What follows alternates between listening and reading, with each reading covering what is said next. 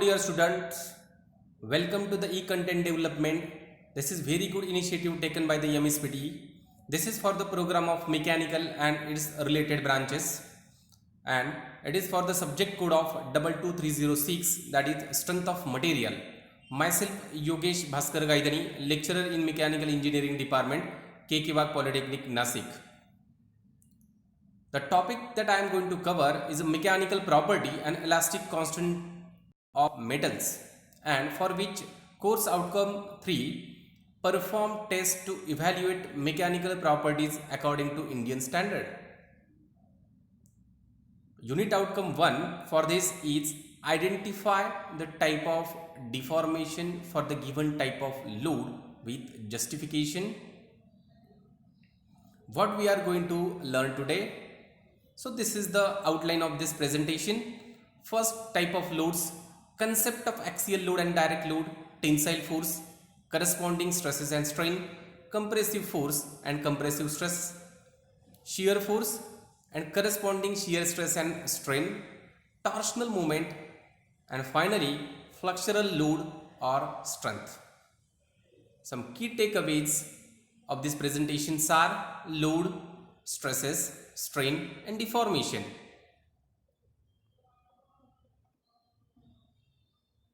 The concept map for this video is the tensile, compressive, shear and flexural load, and to achieve this concept, course outcome that we are going to achieve is perform test to evaluate mechanical property according to Indian standard, and it will cover the competency to estimate stresses in structural and mechanical component. So first see the types of loads. See students, there are different types of loads. According to this diagram, you can identify there are basically 4 types of load. First is direct load, and under the category of direct or axial load, there are 2 types of load. We can call it as a force also: tensile force and tensile load, compressive force and compressive load. Second category of force is shear force or shear load, then torsional moment, and finally flexural load. So these are different types of load. See, first we are going to see concept of what is exactly concept of axial load or direct load.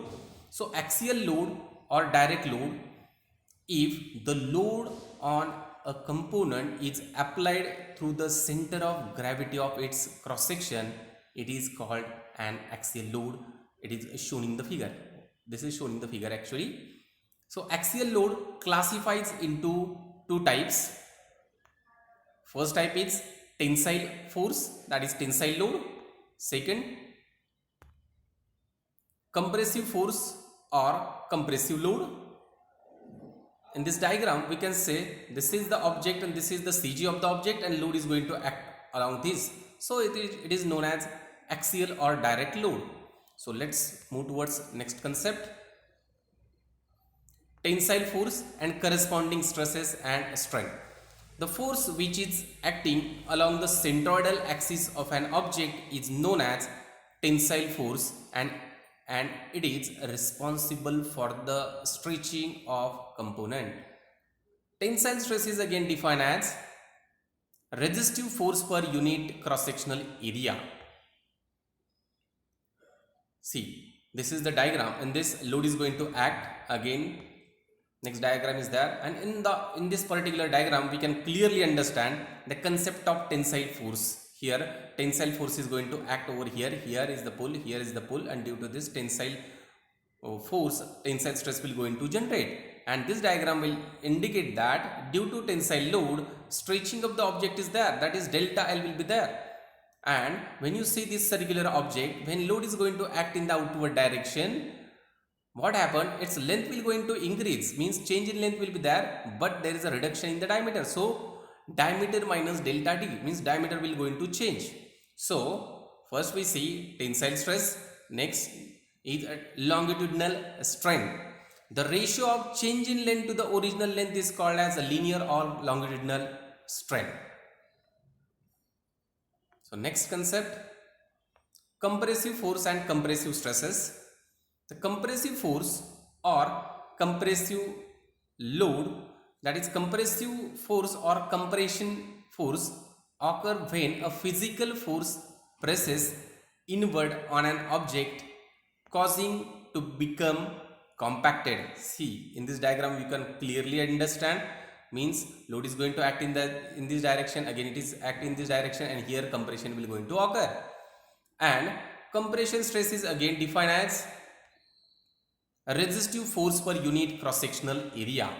And on this graph we can clearly understand, as stress will going to increase, deformation will going to occur. So this diagram will indicate a deformation due to load or deformation due to stresses. So this is a stress versus strain diagram. Next, shear force and corresponding stresses and strain. So shear force, a force acting in direction parallel to the surface or a planar cross section of a body is known as shear force. For example, it's very interesting example, the pressure of air along the front of an aeroplane wings. This is the example. And in case of shear, this is very special point, in case of shear, failure plane is parallel to the direction of force. And shear stress, for as we define shear stress, it is defined as shear force per unit tangential area.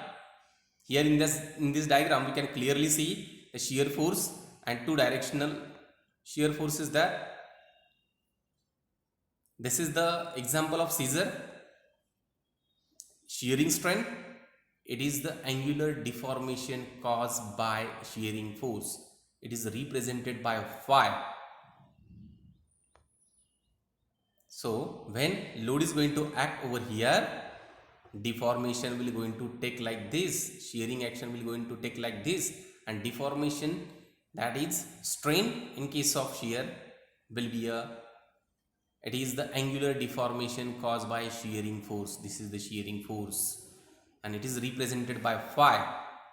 Next, torsional moment. See, torsional moment is a twisting moment that is applied on an object by twisting one end when other is held in position or twisted in opposite direction, or otherwise a moment that tries to twist an object. Here in the diagram you can clearly understand, we are going to twist an object like this. So this is the twisting of an object. It's called as torsional moment. If object is free, this will cause a rotation. If object is fixed or supported, this movement will cause it to twist or deform around its own axis as shown in the figure below. This is the diagram. Here we can clearly see this is the twisted object due to twisting moment. And finally, flexural load or flexural strength. A flexural strength of a material is defined as the maximum bending stress that can be applied to that material before it yields. Flexural strength is also known as bending strength, and due to this load, deformation or deflection of the component occur as shown in the figure. Here this is the load, and due to this load, deformation will going to occur. Here clearly we can see deflection is there. So this is what related to. Thank you for watching this video. In upcoming lecture we are going to see properties related to different material. Thanks for watching this video.